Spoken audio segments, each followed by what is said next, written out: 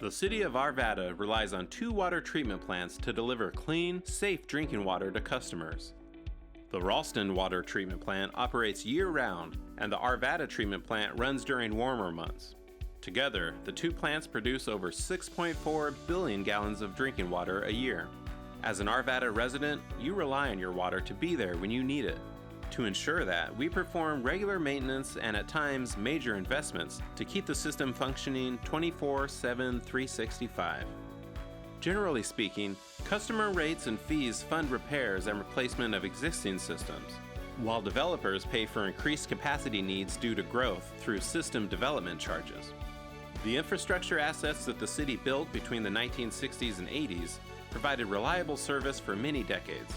These assets are now in need of rehabilitation and replacement to continue serving Arvada residents into the future. As a part of the ongoing process of planning for the future, master plans were created for water, sewer, and stormwater. These plans provide a roadmap to prioritize work that needs to be done to maintain or update our systems, including updates to and replacement of one of our water treatment plants.